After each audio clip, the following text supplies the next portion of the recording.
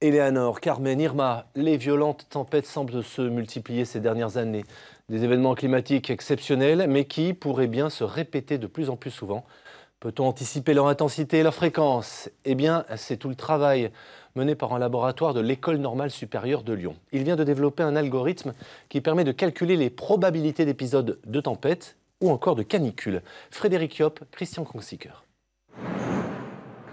L'ouragan Irma qui a frappé les Antilles en septembre. Ce gigantesque incendie qui a enflammé la Californie en décembre après une période de sécheresse exceptionnelle. Ou encore ces épisodes de canicule en 2003 et 2010. Prévoir l'amplitude et la récurrence de tels événements est désormais possible grâce au calcul de ce physicien. Tout part des données météorologiques d'un courant atmosphérique de haute altitude, le jet stream. Vous voyez cette bande rouge qui fait tout le tour du globe ici. Ça montre la vitesse des vents en haut de l'atmosphère. C'est des vents très très forts, de l'ordre de 140 km/h. À partir de ces données, ce chercheur s'est concentré sur les phénomènes de canicule en Europe. Vous voyez ici la France et puis l'ouest de l'Europe. Donc on voit ici le temps évoluer. Les couleurs représentent la température. En rouge, on a des périodes chaudes.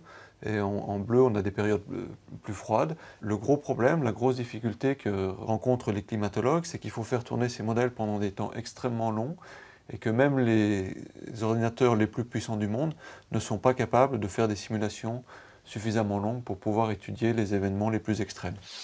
Tout le travail de ce physicien a donc été de développer un algorithme capable de concentrer les calculs uniquement sur des événements climatiques exceptionnels. Et c'est extrêmement important parce que ces événements les plus extrêmes sont aussi ceux qui ont le plus d'impact. Par exemple, la canicule de 2003 en Europe a fait 70 000 morts et donc elle a fait beaucoup plus de morts que l'ensemble des autres canicules qu'on a observées pendant les dernières décennies. Cet algorithme, capable de se focaliser sur des aléas climatiques différents comme la sécheresse ou encore des tempêtes, peut fournir des probabilités fiables sur l'intensité et la fréquence de ces phénomènes de plus en plus récurrents sous nos latitudes.